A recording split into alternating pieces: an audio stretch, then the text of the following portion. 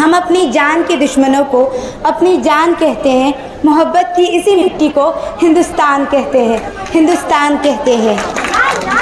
जो दुनिया में सुनाई दे उसे कहते हैं खामोशी, जो आंखों में दिखाई दे उसे तूफान कहते हैं। जो ये दीवार की सुराग है साहब, जो ये दीवार की सुराग है, चाइना, अमेरिका, पाकिस्तान साजिशों का हिस्सा है, मगर हम इसे अपने घर का रोशनदान कहते हैं, अपने घर का रोशनदान कहते हैं।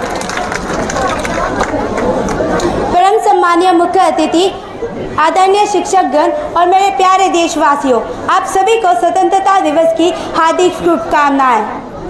मैं बेगम मजीदा हसन राष्ट्र निर्माण और देश प्रेम के उपलक्ष्य पर अपने कुछ विचार आप सभी के साथ साझा करना चाहूँगी। आज़ादी, आज़ादी का असली मतलब तो वही समझ सकता है जिसने कभी गुलामी की हो। हम सौभाग्यशाली है कि हमने स्वतंत्रता भारत में जन्म लिया। यूँ तो आज़ादी की लो 1857 में ही चल चुकी थी, जो वर्षाल बनकर 1947 में हमारी देश को आज़ाद कराई।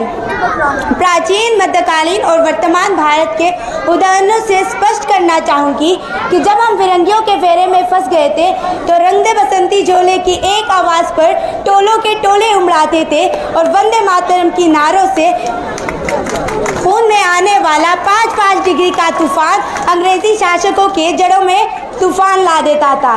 लोग मर जाते थे, मिट जाते थे, फांसी पे चढ़ जाते थे, तब वो भी अपनी देशभक्ति साबित कर रहे थे, क्योंकि ये उस दौर की देशभक्ति की कसौटी थी।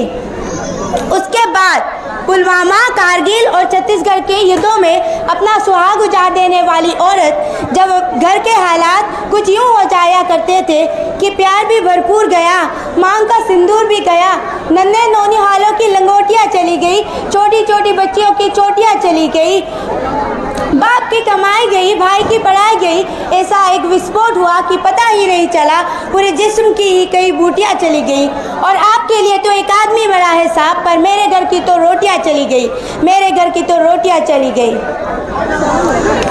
वाले हालात पैदा हो जाने के बावजूद एक माँ अपने बेटे को सरहद पर भेज देती है दुश्मनों की धज्जियाँ उड़ाने पर, और पत्र लिखकर कहती है कि अम्मा ने लिखा है बड़ी ही छाव से, पुत्र मेरे ना घबरा जाना, एक इंच भी पीछे ना हटना, चाहे इंच इंच कट जाना, चाहे इंच इंच कट जाना।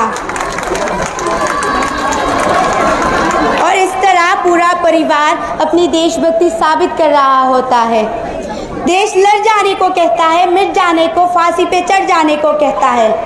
बल्कि मेरे विचार में यदि कोई व्यक्ति अपना काम पूरी ईमानदारी, पूरी मेहनत और पूरी लगन से करे ना, तो वही सबसे बड़ा देशभक्त कहलाता है।